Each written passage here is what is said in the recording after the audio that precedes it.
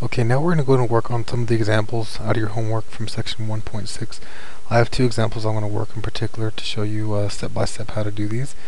You should also always look to your book to the examples they have in front of the section. Those are going to be really helpful. This is just kind of, I'm going to be going through these examples a little bit faster because I expect you to have read the book and understand what we're talking about. This is just for a little more practice. So number 61 is the one we'll be looking at, and what we want to do is we want to evaluate this expression, and we see we have a bunch of negatives here. Now what we want to use is those rules that we just talked about in the lecture, and in between each number we want to put a positive or an addition sign. Here we have a bunch of subtraction signs, so let's make these all into addition. Of course the first one has to say negative, right? If we change that to an addition, then we have to change the sign of negative 146 to, or a positive 146 to a negative 146. Again, we have a subtraction there. We need to make that to addition.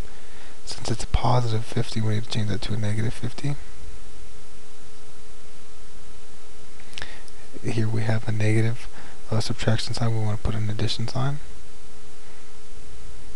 Here we have a negative. We want to change that to a positive now, since two negatives equal positive. And now we can go ahead and maybe group some of our terms together, right? Actually go ahead and we see something really fast, that we have a negative 823 plus a positive 823. A negative 823 plus a positive 823 actually equals 0, so these kind of cancel out. That's kind of nice. So now we're left with a negative 146 plus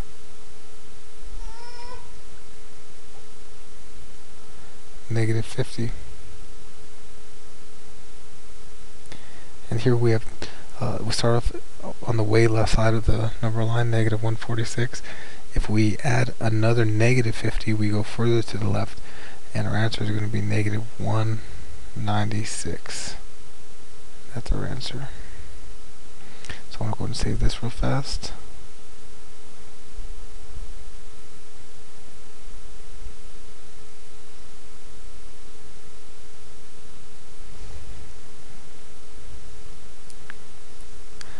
And I usually save these under different names, so that way I know that we can get them to you guys.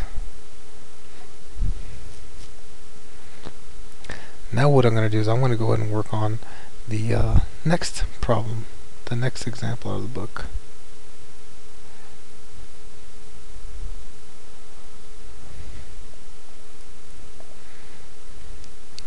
And we're going to work on number 89 from 1.6.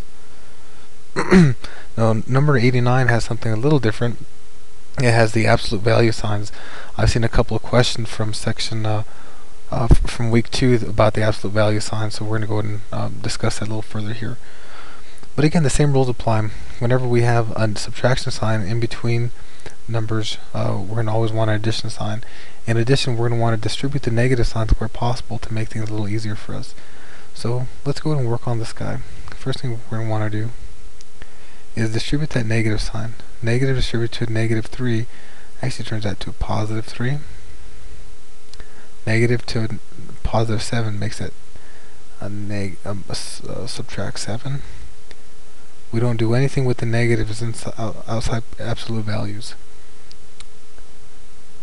Absolute values are treated a little bit special.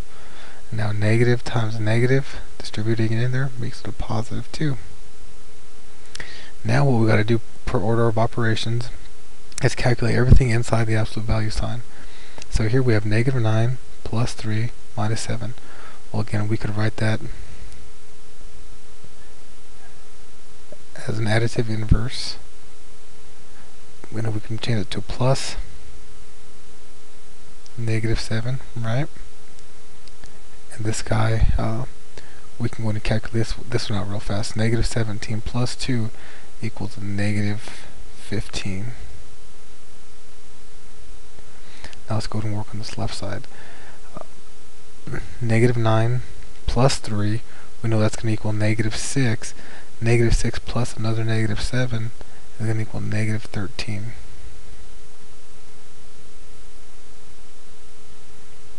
So now we have the absolute value of negative 13 minus the absolute value of negative 15.